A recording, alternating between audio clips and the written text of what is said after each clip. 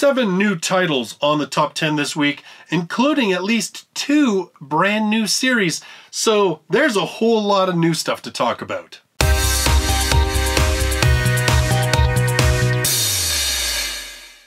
Hello everybody and welcome to the top 10 countdown of the top selling light novels in Japan. This covering the week of January 28th to February 3rd of 2019. Just a little note about this. I usually take this list from my anime list, but for the past couple weeks they haven't updated anything on their website, so I've directly gone to the Oricon website, which is where my anime list gets a lot of their stuff from. I don't have access to as much in terms of sales numbers as they do, because they have a full membership and I'm guessing can actually read the website. So I've basically gone through, there are 3 different lists potentially that have light novels on them, and I've kind of correlated the light novels and come up with this top 10. I'm sure it's pretty accurate, but really it is the best that I can do at the moment. So with all of that said, let's get to the list. At number 10, with 4,516 copies sold, one of the titles that's held over from last week, and that is Yakusoku no Neverland, Mama-tachi no Tsuisoukyoku, or The Promised Neverland, Mama's Reflection Song. Again, we do not have the light novels licensed. This is the second light novel based on the Promised Neverland manga series. The manga we do have licensed from Viz, and there is currently an anime adaptation of the series airing this season. This one, of course, about the children who are at a orphanage. They believe that everything is all rosy and great, and till the one day they find out about the truth of the horrible world that exists outside of the orphanage that they have been sheltered from. These light novels, as far as I understand it, kind of look at either characters or situations a little bit more in-depth that aren't covered in the manga, which is pretty typical of light novels based on manga series. At number 9, with 5,015 copies sold, volume number 1 of Riadeiru no daichi, nite, or In the Land of Riadeiru. We do not have an English license for the light novels, obviously, because it's brand spanking new. I do believe this is one that is a light novel printing of a web novel. Due to an accident, half of Kagame Keina's body was paralyzed. One day, because of a power outage, she regrettably died. But just before that, she was moved to the world of the online game she was playing. When she woke up, she was not only in the game, but it was 200 years in the future? Well, for the time being, in order to survive, I should probably do something. In the world that was a video game, who stands in the way of the fumbling girl making her way through? So, basically another video game slash isekai type series. The only thing that I'm not too sure about, just because it is a brand new series and also I'm basing this off of what sounds like a very rough sort of translation of the synopsis, it sounds as though, I'm not sure whether she dies and then is reincarnated, or whether it almost sounds in this like she's somehow like backed up, like her brain is transferred into the game. I don't think that's really what happened. I think it's just one of those I died and woke up in the game world type series, but I'm really not too sure.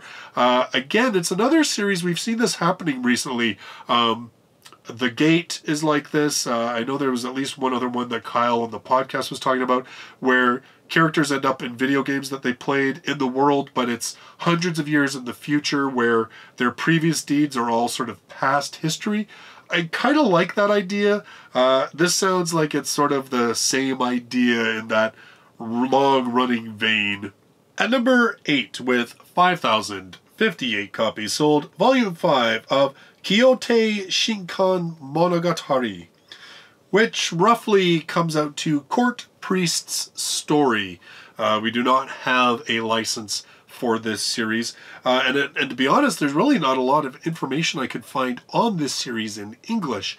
I tried a very rough Google translation, and it's, as you can expect, horrible. The gist of it seems to be that this is set in a legendary sort of medieval type Asian kingdom. They are in search of the next great priest of the kingdom. They're searching for boys who are capable of exhibiting miracles, and that the one boy is said to have an ability that allows him to see through the right and wrong of the human heart. But I guess it sounds like he comes from the mountain, which I guess is somewhat frowned upon. You know, he's sort of like this poor commoner from out in the boondocks, whatever, and I guess it's all about sort of the conflicts and machinations that go on in terms of the kingdom and trying to find this next great priest, and you know, who's an ally and enemy to this boy. At least that's the gist I get from this, like I said, admittedly very hokey kind of Google translation. If you know anything about this series, I would love to hear about it in the comments down below. At number 7, with 5,143 copies sold, again another title remaining from last week, volume number 6 of Tondemo Skill de Isekai Hourou Meshi, or regarding the display of an outrageous skill which has incredible powers. We do not have an English license for these light novels. This one is about the guy who is summoned along with quite a number of other individuals to a fantasy world. His stats are really low. It's pretty apparent that he is not intended to be a hero, that he just kind of got summoned there by accident. And so he decides to kind of strike out on his own.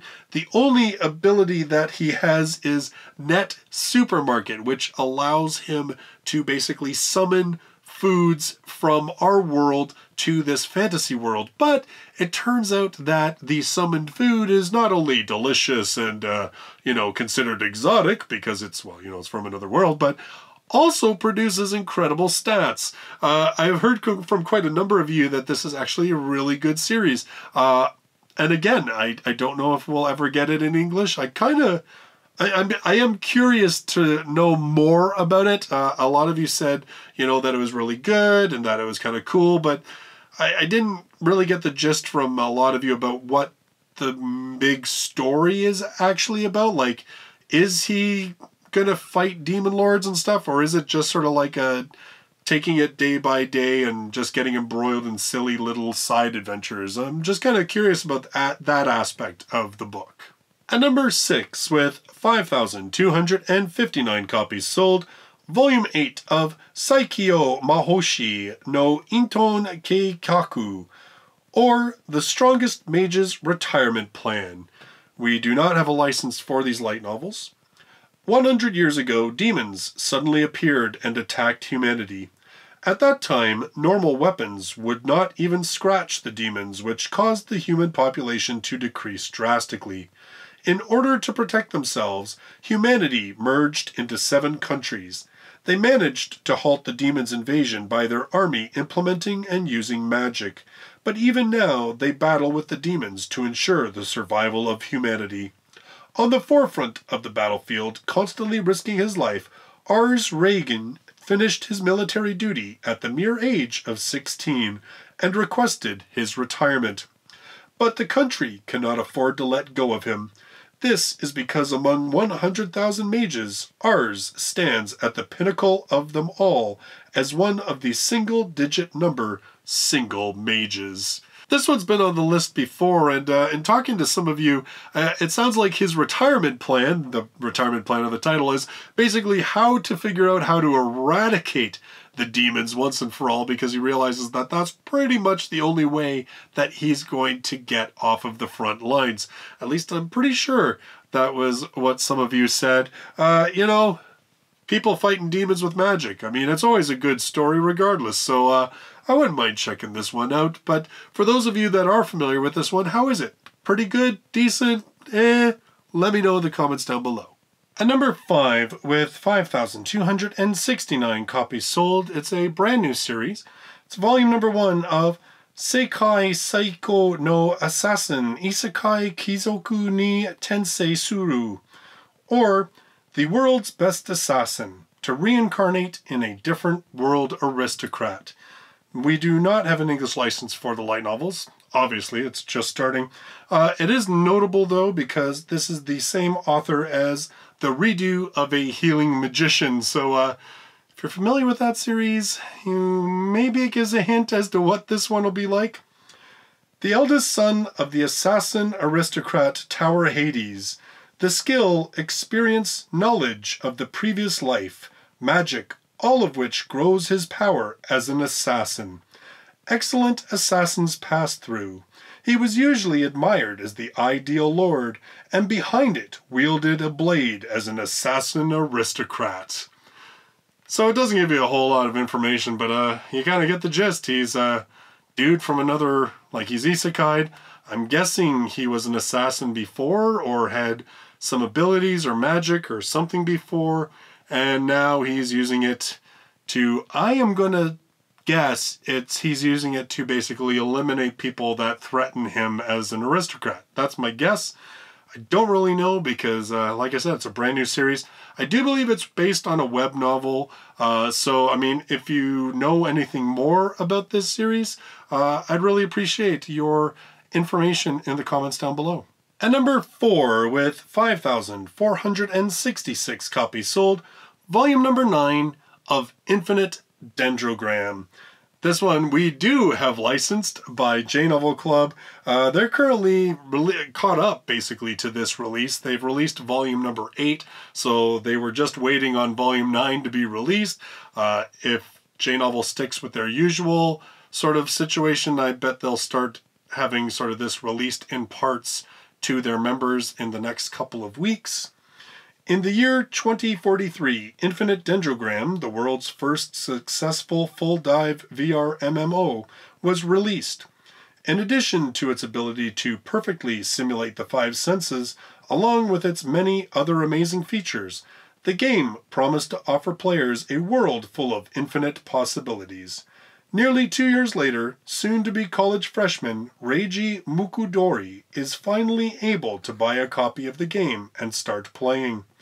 With some help from his experienced older brother Shu and his partner Embryo, Reiji embarks on an adventure into the world of Infinite Dendrogram. Just what will he discover and encounter in this game world known for its incredible realism and infinite possibilities? Now, this has actually just been announced that it's getting an anime adaptation as well. This is a pretty favorite series for quite a number of people on the Light Novel podcast. In fact, we've done a podcast on Infinite Dendrogram already. All of us really liking this series. And I think part of the appeal is that unlike a lot of the sort of VR MMO type light novels that we've had in English, this one, it really has a lot of character building, and the game itself has sort of a lot of consequences based on what kind of a person you are outside of the game.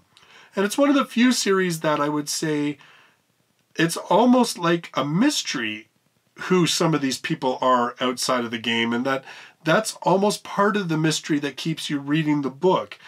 Which I haven't seen too often. It seems usually VR MMO like light novels either don't care who the person is outside of the game, or it just makes the assumption that the person playing the game, they are playing it exactly as they are as a regular person outside, and so there's no reason to even care about that. But Infinite Dendrogram's a little bit different in that regard. It's actually a really good series. If you're not completely burned out on the whole VR MMO thing, you should definitely give it a chance. And, well, even if you are kind of burned out on it, I'd still say give at least the first volume a check. At number 3, with 5,657 copies sold, volume number 10 of Lubo Mono, Ubawareru Mono, or To Deprive a Deprived Person.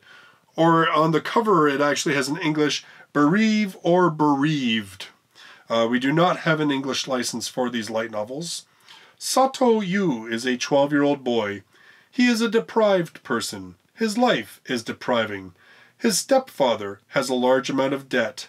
One day, he is transported to a different world with a cheat-like stealing ability. Will he stay deprived? This is actually kind of interesting because I did sort of a Google Translate because I was like, that doesn't seem to be doesn't tell you much about it.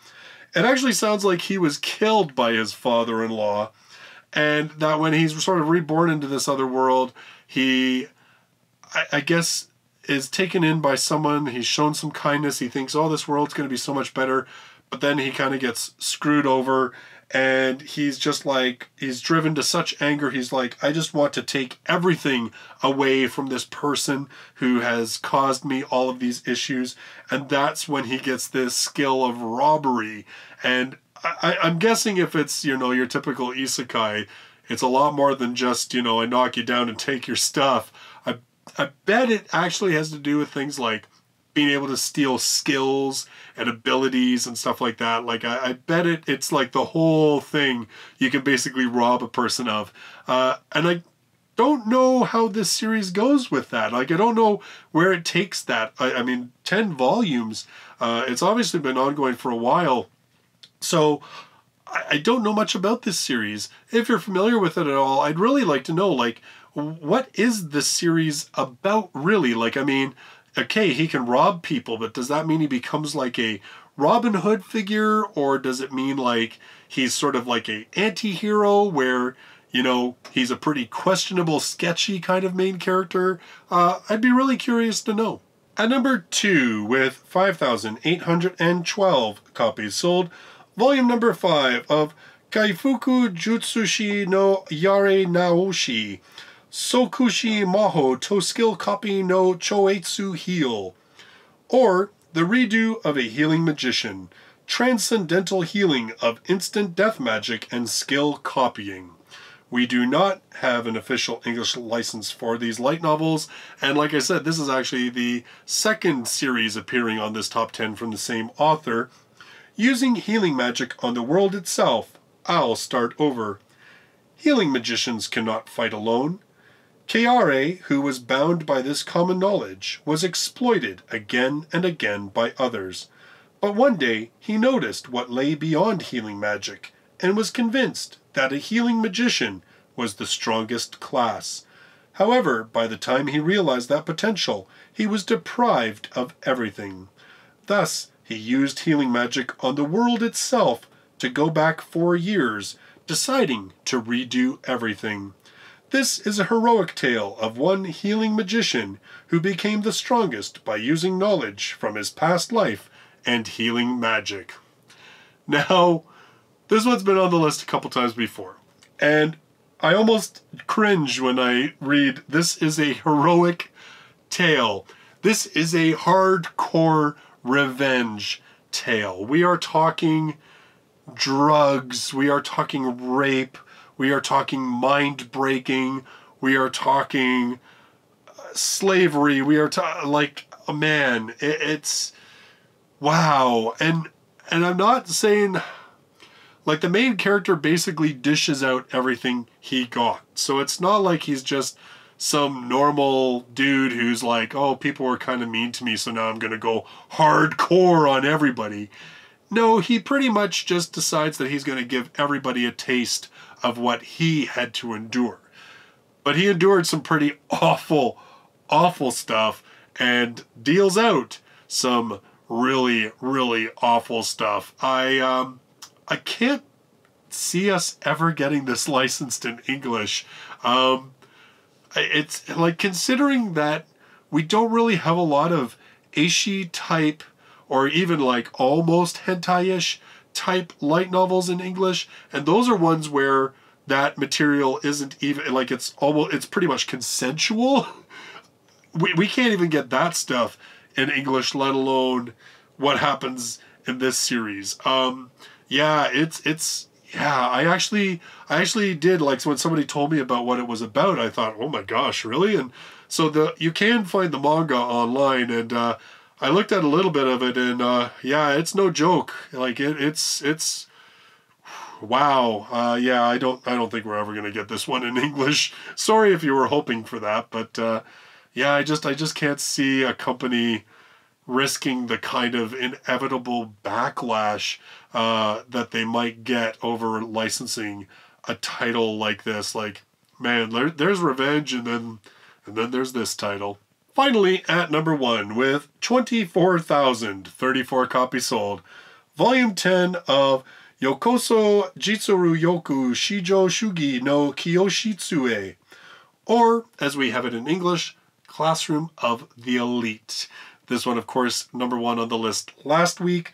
It is licensed for English release by 7 Seas. Volume 1 is currently available as an ebook, and you can buy it in print on May 7th. This one about the high school that is known for being very sort of freewheeling in terms of what it allows its students to get away with, but that's only if you're a top student. And this book focuses on the main character who, for whatever reason, screwed up on his entrance exam and ended up in the lowest class of the school. And so it's kind of about him and a group of people sort of trying to claw their way up in the social strata of the school. I'm looking forward to checking this one out. I'm still on the fence about whether I'm going to pick this one up in ebook or print. The fact that I haven't picked it up yet, I'm thinking I will probably just wait for the print release. Yeah, I probably will just do that. I'll just wait until it comes out in print and I'll review it then. But I am looking forward to checking this one out and sort of seeing what it's like. I know Sean Gaffney, who is another light novel reviewer, he has a blog as opposed to doing the stuff on YouTube. I know he read it, and just one of his reactions on Twitter was like, wow, okay, we're almost halfway through the book and the plot suddenly appears. So at that point I was kind of like, I just wonder if there's more hype behind this than substance, but I've heard from so many people about how good this series is, so maybe it's kind of a slow burn at the start and then it really picks up. Definitely going to give it a chance regardless and sort of see how it turns out. This week I want to say a special thanks to Philip Vosberg, Jean-Luc Chartier, Ricardo Matos, and Mirage GSM for their support on Patreon, as well as the support of all of my patrons for allowing me to continue to buy books to review here on the channel, upgrading equipment so that I can do more and better videos, as well as paying for additional hosting for the Light Novel podcast. And every month now, my patrons are helping me decide what to read, which is good because there is actually a ton of choice out there light novel wise, so it's kind of nice to have that somebody else helping me make that decision. So those are your top 10 light novels for January 28th to February 3rd of 2019. Let me know your thoughts about any of these titles in the comments down below. In the meantime, thank you for joining me in this video. I look forward to seeing you in the next one. Till then, bye-bye for now.